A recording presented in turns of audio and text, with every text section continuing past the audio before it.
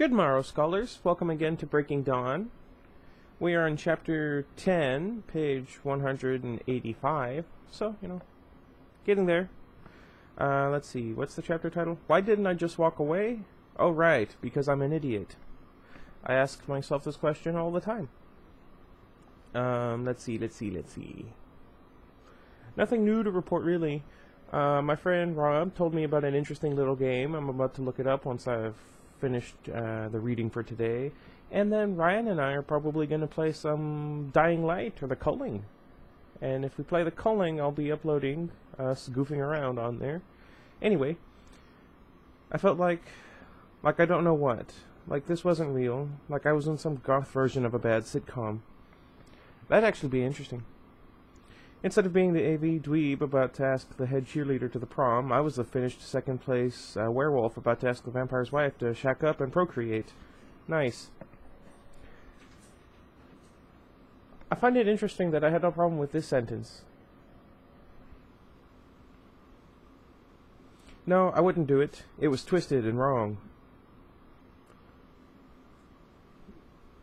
Sorry, I just had a flashback to Kim Possible. Anyway. I was going to forget all about what he'd said, but I would talk to her. I tried to make her listen to me, and she wouldn't, just like always. He's got a point. Edward didn't answer or comment on my thoughts as he led his way back to the house. I wondered about the place that he'd chosen to stop. What? Was it far enough from the house that the others couldn't hear his whispers? Was that the point? Maybe.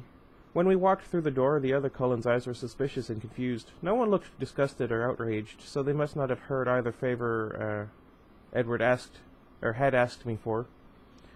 I hesitated in the open doorway, not sure what to do now. It was better right there, with a little bit of breathable air blowing in from outside. Edward walked into the middle of the huddle, shoulders stiff. Bella watched him anxiously, and then her eyes flickered to me for a second. Then she was watching him again. Her face turned a grayish pale, and I could see what he meant about the stress making her feel worse. We're going to let Bella and Jacob speak privately, Edward said. There was no inflection in his voice at all. Robotic. That's weird. Over my pile of ashes, Rosalie hissed at him. She was still hovering by Bella's head, one of her cold hands placed possessively on Bella's sallow cheek. Edward didn't look at her. Bella, he said in that same empty tone, Jacob wants to talk to you. Are you afraid to be alone with him? Bella looked at me, confused. Then she looked at Rosalie. Rose, it's fine. Jake's not going to hurt us. Go with Edward. It might be a trick, the blonde warned.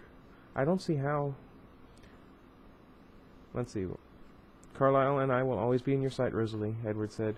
The emotionless voice was cracking, showing the anger through it. We're the ones she's afraid of. No, Bella whispered. Her eyes were glistening, her lashes wet. No, Edward, I'm not. Edward shook his head, smiling a little. The smile was painful to look at. I didn't mean it that way, Bella. I'm fine. Don't worry about me. Sickening. He was right. She was beating herself up about hurting his feelings. The girl was a classic martyr. She'd totally been born in the wrong century. She should have lived back when she could have gotten herself fed to some lions for a good cause. I was going to go into a history lesson, but let's not get into that. Everyone, Edward said, his hand stiffly motioning toward the door. Please. The composure he was trying to keep up for Bella was shaky. I could see how close he was to that burning man he'd been outside. The others saw it too. Silently, they moved out the door while I shifted out of the way. They moved fast. My heart beat twice, and the room was cleared except for Rosalie, hesitating in the middle of the floor. Ow, my ear! I've never done that before. Little pop-up came up and the sound effect went off and ow. Anyway, where was I? And Edward still waiting by the door. Rose, Bella said quietly, I want you to go. The blonde glared at Edward and then gestured for him to go first. He disappeared out of the door. She gave me a long, warning glare, and then she disappeared too. Once we were alone, I crossed the room and sat on the floor next to Bella. I took both her cold hands in mine, rubbing them carefully. Thanks, Jake. That feels good. I'm not going to lie, Bells. You're hideous. I know, she sighed. I'm scary looking. Thing from the swamp. Scary, I agreed. She laughed. It's so good having you here. It feels nice to smile. I don't know how much more drama I can stand. I rolled my eyes. I just did too. Okay, she agreed. I bring it on myself. Yeah, you do. What are you thinking, Bells? Seriously. Did he ask you to yell at me? I'm not gonna yell because my throat hurts. Sort of, though I can't figure out why he thinks you listen to me. You never have before. She sighed. I told you, I started to say. Did you know that I told you so has a brother, Jacob? She asked, cutting me off. His name is Shut the Beep Up. That's something my sister used to say. I felt the need to say it here. Good one. She grinned at me. Her skin stretched tight over the bones. I can't take credit. I got it off a rerun of The Simpsons. I've never watched. Missed that one. It was funny. We didn't talk for a minute. Her hands were starting to warm up a little. Did he really ask you to talk to me? I nodded. To talk some sense into you. There's a battle that's lost before it starts. So why did you agree? I didn't answer. I wasn't sure I knew. I did know this. Every second I spent with her was only going to add to the pain I would have to suffer later. Like a junkie with a limited supply, the day of reckoning was coming for me. The more hits I took now, the harder it would be when my supply ran out. It'll work out, you know, she said after a quiet minute. I believe that. That made me see red again. Is dementia one of your symptoms? I snapped. She laughed, though my anger was so real that my hands were shaking around hers. Maybe, she said. I'm not saying things will work out easily, Jake. But how could I have lived through all that I've lived through and not believe in magic by this point? Magic? Especially for you, she said. She was smiling. She pulled one of her hands away from mine and pressed it against my cheek. Warmer than before, but it felt cool against my skin, like most things did. More than anyone else, you've got some magic waiting to make things right for you. What are you babbling about? Still smiling, Edward told me once what it was like, your imprinting thing. He said it was like a Midsummer Night's Dream, like magic. You'll find who you're really looking for, Jacob, and then all of this will make sense. Sorry. If she hadn't looked so fragile, I would have been screaming. As it was, I did growl at her. If you think that imprinting could ever make sense, this insanity, I struggled for words. Do you really think that just because I might someday imprint on some stranger, it would make this right? I jabbed a finger toward her swollen body. Tell me what the point was then, Bella. What was the point of me loving you? What was the point of you loving him when you die? The words were a snarl. How is that ever right again? What's the point to all the pain? Mine, yours, his? You'll kill him too. Not that I care about that. She flinched, but I kept going. So what's the point of your twisted love story in the end? If there's any sense, please show me, Bella, because I don't see it. She sighed. I don't know yet, Jake, but I just feel that this is all going somewhere good. Hard to see as it is now. I guess you could call it faith. When did you get here? You're dying for nothing, Bella. Nothing. Her hand dropped from my face to her bloated stomach, caressed it. Ugh. She didn't have to say the words for me to know what she was thinking. She was dying for it. I'm not going to die, she said through her teeth, and I could tell she was repeating things she'd said before. I will keep my heart beating. I'm strong enough for that. That's a load of it. Hee hee hee. Bella, you've been trying to keep up with the supernatural for too long. No normal person can do it. You're not strong enough. I took her face in my hand. I didn't have to remind myself to be gentle. Everything about her screamed breakable. I can do this. I can do this, she muttered, sounding a lot like that kid's book about the little engine that could. I remember that story. Doesn't look like it to me. So what's your plan? I hope you have one. She nodded, not meeting my eyes. Did you know Esme jumped off a cliff? When she was human, I mean. So she was close enough to dead that they didn't even bother taking her to the emergency room. They took her right around to the morgue. Her heart was still beating, though, when Carlyle found her. That's what she'd meant before about keeping her heart beating. You're not planning on surviving this human, I stated dully. No, I'm not stupid. She met my stare then. I guess you probably have your own opinion on that point, though. Emergency vampirization, I mumbled. It worked for Esme, and Emmett, and Rosalie, and even Edward. None of them were in such great shape. Carlyle only changed them because it was that or death. He doesn't end lives, he saves them. I felt a sudden twinge of guilt about the good vampire doctor, like before. I shoved the thought away and started, in on the begging. Listen to me, Bells. Don't do it that way. Like before, when a call from Charlie had come, I could see how much difference it really made to me. I realized I needed her to stay alive in some form, in any form. I took a deep breath. Don't wait until it's too late, Bella. Not that way. Live, okay? Just live. Don't do this to me. Don't do it to him. My voice got harder, louder. You know what he's going to do when you die. You've seen it before. You want him to go back to those Italian killers? She cringed into the sofa. I left out the part about how that wouldn't be necessary this time. Struggling to make my voice softer, I asked, Remember when I got mangled up by those newborns? What did you tell me? I waited, but she wouldn't answer. She pressed her lips together. You told me to be good and listen to Carlyle, I reminded her. And what did I do? I listened to the vampire. For you.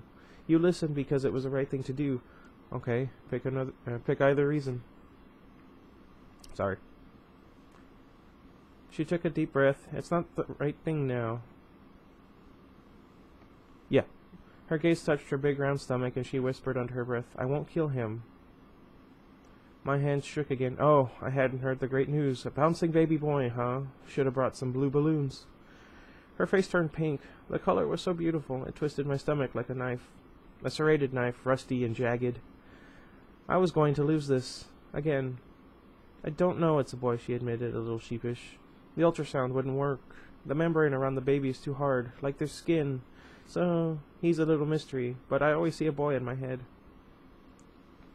It's not some pretty baby in there, Bella. We'll see, she said, almost smug. You won't, I snarled. You're very pessimistic, Jacob. Yes, I am. There's definitely a chance that I might walk away from this.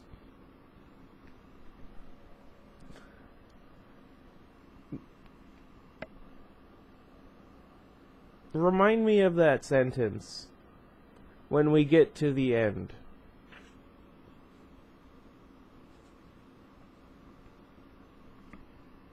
Or was I? I couldn't answer. I looked down and breathed deep and slow, trying to get a grip on my fury. Jake, she said, and she patted my hair, stroked my cheek. It's going to be okay. Shh, it's okay, sorry. I didn't look up. No, it will not be okay. She wiped something wet from my cheek. Shh. What's the deal, Bella? I stared at the pale carpet. My bare feet were dirty, leaving smudges. The hey? Good. I thought the whole point was that you wanted your vampire more than anything, and now you're just giving him up? Whoops. That doesn't make any sense. Since when are you desperate to be a mom? If you wanted that so much, why did you marry a vampire? I was dangerously close to that offer he wanted me to make. I could see the words taking me that way, but I couldn't change their direction. She sighed. It's not like that. I didn't really care about having a baby. I didn't even think about it. It's not just having a baby. It's, well, this baby. It's a killer, Bella. Look at yourself. He's not. It's me. I'm just weak and human. But I can tough this out, Jake. I can. Oh, come on. Shut up, Bella. You can spout this stuff. You're bloodsucker, but you're not fooling me. You know you're not going to make it. She glared at me. I do not know that. I'm worried about it, sure. Worried about it, I said through my teeth. She gasped then and clutched at her stomach. My fury vanished like a light switch being turned off. I'm fine, she panted. It's nothing. But I didn't hear. Her hands had pulled her sweatshirt to the side, and I stared horrified at the skin it exposed. Her stomach looked like it was stained with big splotches of purple-black ink. She saw my stare and yanked the fabric back into place. He's strong, that's all, she said defensively. The ink spots were bruises. I almost gagged, and I understood what he'd said about watching it hurt her. Suddenly I felt a little crazy myself. Bella, I said. She heard the change in my voice. She looked up, still breathing heavy, her eyes confused. Bella, don't do this. Jake, listen to me. Don't get your back up yet. Okay, just listen. What if... What if what? What if this isn't a one-shot deal? What if it wasn't all or nothing? What if you just listened to Carlyle like a good girl and kept yourself alive? I won't. I'm not done yet. So you stay alive, then you can start over. This didn't work out. Try again. She frowned. She raised one hand and touched the place where my eyebrows were mashing together. Her fingers smoothed my forehead for a moment while she tried to make sense of it. I don't understand. What do you mean, try again? You can't think Edward would let me... And what difference would it make? I'm sure any baby... Oh no. Yes, I snapped. Any kid of his would be the same. Her tired face just got more confused. What? What? What? I'm trying out different kinds of what, but they all come out the same. But I couldn't say anymore. There was no point. I would never be able to save her from herself. I'd never been able to do that. Then she blinked, and I could see that she got it. Oh.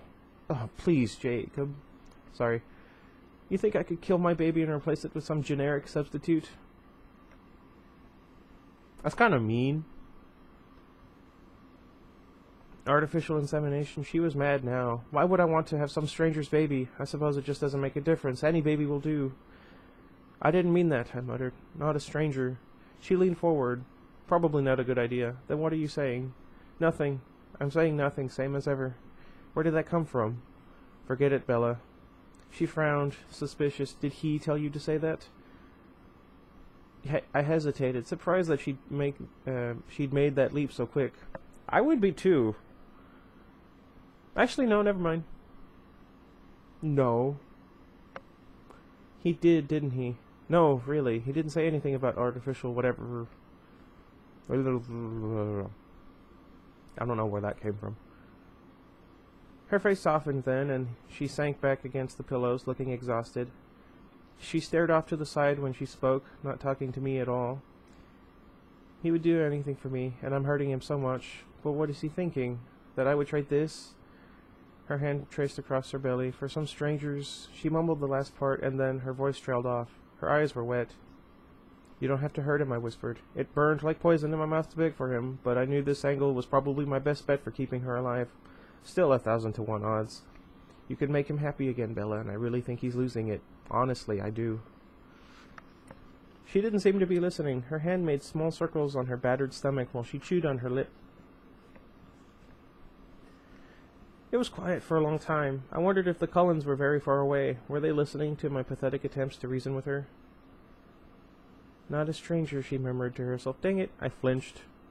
What exactly did Edward say to you? She asked in a low voice. Nothing. He just thought you might listen to me.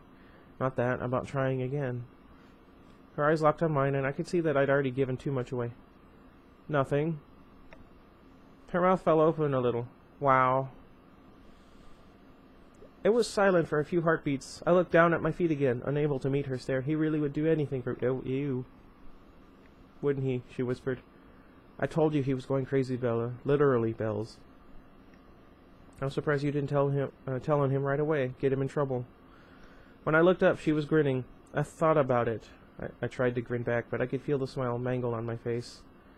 She knew what I was offering, and she wasn't going to think twice about it. I'd known that she wouldn't, but it still stung. There isn't much you wouldn't do for me either, is there? She whispered. I really don't know why you bother. I don't deserve either of you. It makes no difference, though, does it? Yeah. Not this time, she said. I wish I could explain it to you right so that you would understand. I can't hurt him, she pointed to her stomach, any more than I could pick up a gun and shoot you. Though to be fair, she did threaten. I love him. Why do you always have to love the wrong things, Bella? I don't think I do. I cleared the lump out of my throat so that I could make my voice hard like I wanted it. What? Trust me. I started to get to my feet. Where are you going? I'm not doing any good here. She held out her thin hand, pleading, Don't go. I could feel the addiction sucking at me, trying to keep me near her. I don't belong here. I've got to get back. Why did you come today? She asked, still reaching limply. Just to see if you were really alive. I didn't believe you were sick like Charlie said. I couldn't tell from her face whether she bought that or not.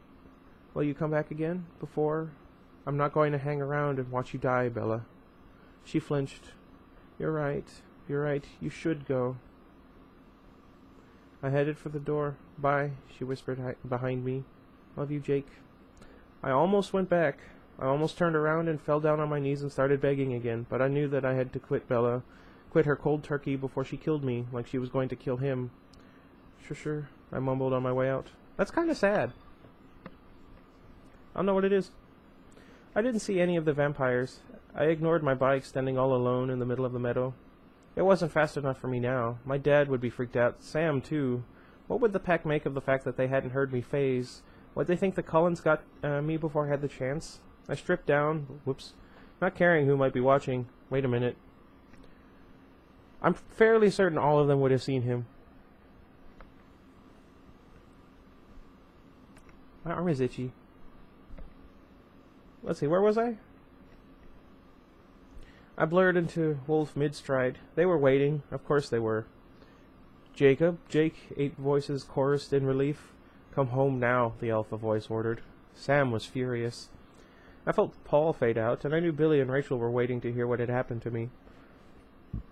Paul was too anxious to give them the good news that I wasn't Vampire Child to listen to the whole story. Sorry. I didn't have to tell the pack I was on my way. They could see the forest blurring past me as I sprinted for home. I didn't have to tell them that I was half-past crazy either. The sickness in my head was obvious.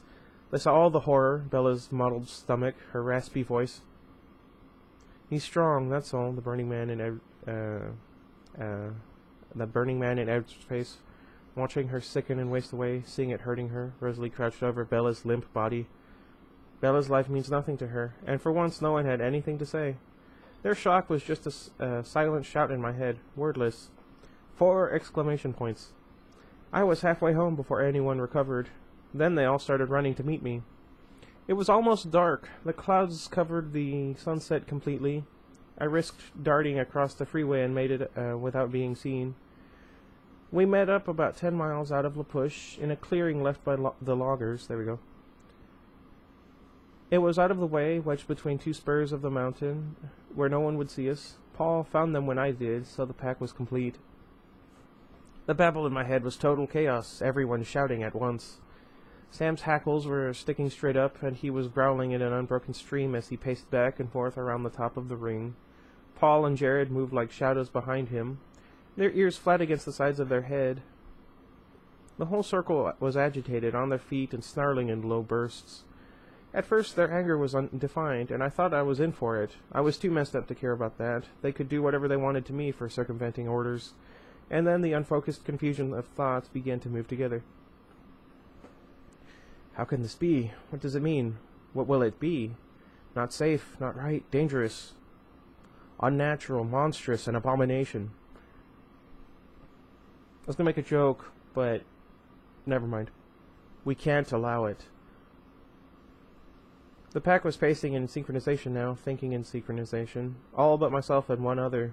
I sat beside whichever brother it was, too dazed to look over with either of my eyes or my mind to see who was next to me, while the pack circled around us.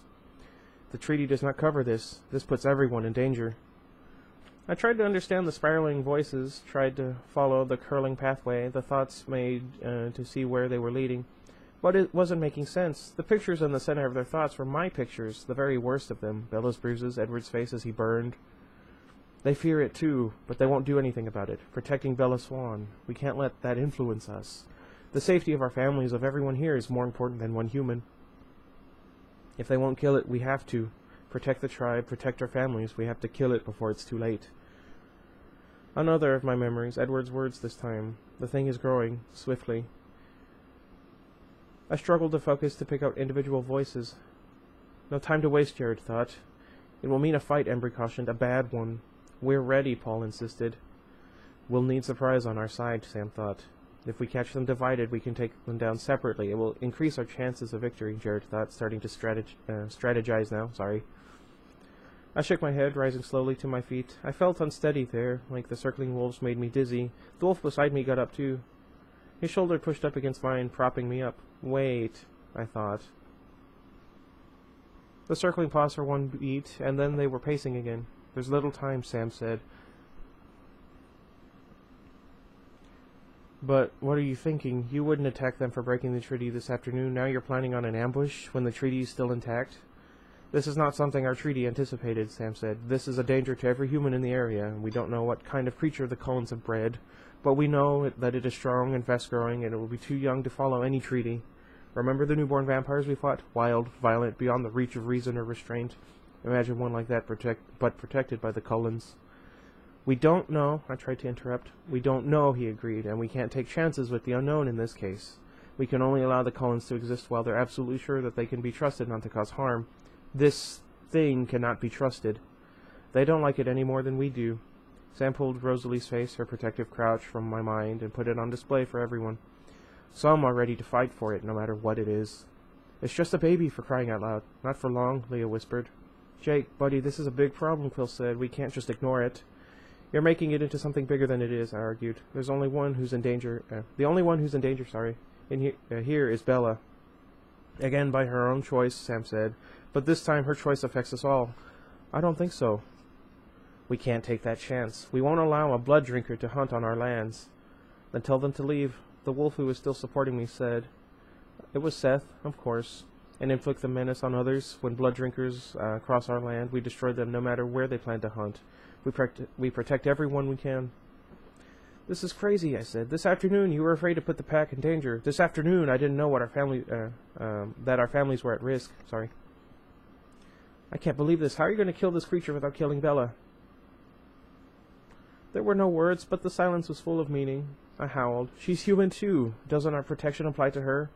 She's dying anyway, Leah thought. We'll just shorten the process. That did it. I leapt away from Seth, toward his sister, with my teeth bared. I was about to catch her left hind leg when I felt Sam's teeth cut into my flank, dragging me back. I howled in pain and fury and turned on him. Stop, he ordered in the double timbre of the Alpha. My legs seemed to buckle under me. I jerked to a halt, only managing to keep on my feet by sheer willpower. He turned his gaze away from me. You will not be cruel to him, Leah, he commanded her. Bella sacrifices a heavy price, and we will all recognize that. It is against everything we stand for to take a human life. Making an exception to that code is a bleak thing. We will all mourn for what we do tonight. Tonight? Seth repeated, shocked. Sam, I think we should talk about this some more. Consult with the elders at least. You can't seriously mean for us to. We can't afford your tolerance for the Cullens now. There's no time for debate. You will do as you're told, Seth. Seth's front knees folded, and his head fell forward under the weight of the Alpha's command. Sam paced in a tight circle around the two of us. We need the whole pack for this. Jacob, you are our strongest fighter. You will fight with us tonight. I understand that this is hard for you, so you will concentrate on their fighters, Emmett and Jasper Cullen. You don't have to be involved with the other part. Quill and Embry will fight with you. I like them. Not too fond of Paul, though. Paul, Jared, and I will take on Edward and Rosalie. I think from the information Jacob has brought us, they will be the ones guarding Bella. Carlisle and Alice will also be close, possibly Esme. Brady, Colin, Seth, and Leah will all concentrate on them. Whoever has a clear line on... We all heard him mentally stutter over Bella's name. The creature will take it. Destroying the creature is our first priority. The pack rumbled in nervous agreement. The tension had everyone's fur standing on end. The pacing was quicker. The sound of the paws against the brackish floor was sharper, toenails tearing into the soil. Only Seth and I were still, the eye in the center of the storm of bared teeth and flattened ears. Seth's nose was almost touching the ground, bowed under Sam's commands. I felt his pain at the coming disloyalty. For him, this was a betrayal. During that one day of alliance, fighting beside Edward Cullen, Seth had truly become the vampire's friend. There was no resistance in him, however. He would obey no matter how much it hurt him. He had no other choice. And what choice did I have? When the Alpha spoke, the pack followed. Oh. Sam had never pushed his authority this far before. I knew he honestly hated to see Seth kneeling before him like a slave at the foot of his master. He wouldn't force this if he didn't believe that he had no other choice. He couldn't lie to us when we were linked mind to mind like this. He really believed it was our duty to destroy Bella and the monster she carried. He really believed we had no time to waste. He believed it enough to die for it. I saw that he would face Edward himself. Edward's ability to read our thoughts made him the greatest threat in Sam's mind. Sam would not let someone else take on that danger. He saw Jasper as the second greatest opponent, which is why he'd given him to me. He knew that I had the best chance of any of the pack to win that fight. He'd left the easiest targets for the younger wolves and Leah. Little Alice was no danger without her future vision to guide her, and we knew from our time of alliance that Esme was not a fighter. Carlyle would be more of a challenge, but his hatred of violence would hinder him. I felt sicker than Seth as I watched Sam plan it out, trying to work the angles to give each member of the pack the best chance of survival. Everything was inside out. This afternoon I'd been chomping at the bit to attack them, but Seth had been right. It wasn't a fight I'd been ready for. I'd blinded myself with hate. I hadn't let myself look at it carefully because I must have known what I would see if I did. Carlyle Cullen, looking at him without that hate clouding my eyes, I couldn't deny that killing him was murder. He was good. Good as any human we protected. Maybe better. The others too, I suppose, but I didn't feel as strongly about them. I didn't know them as well. It was Carlyle who would hate fighting back, even to save his own life. That's why we would be able to kill him, because he wouldn't want us, his enemies, to die. This was wrong. And it wasn't just because killing Bella felt like killing me, like suicide. Pull it together, Jacob, Sam ordered. The tribe comes first. I was wrong today, Sam. Your reasons were wrong then, but we have a duty to fulfill. I braced myself. No. Sam snarled and stopped pacing in front of me. He stared into my eyes, and a deep growl slid between his teeth. Yes, the Alpha decreed, his double voice blistering with the heat of his authority. There are no loopholes tonight. You, Jacob, are going to fight the Cullens with us. You, with Quill and Embry, will take care of Jasper and Emmett. You are obligated to protect the tribe. This is why you exist. You will perform this obligation. My shoulders hunched as the edict crushed me. My legs collapsed, and I was on my belly under him. No member of the pack could refuse the Alpha. A little bit shorter than the last chapter. Not by much, but still. Better than I thought it was going to end up being. Let me know what you guys thought. This is getting intense.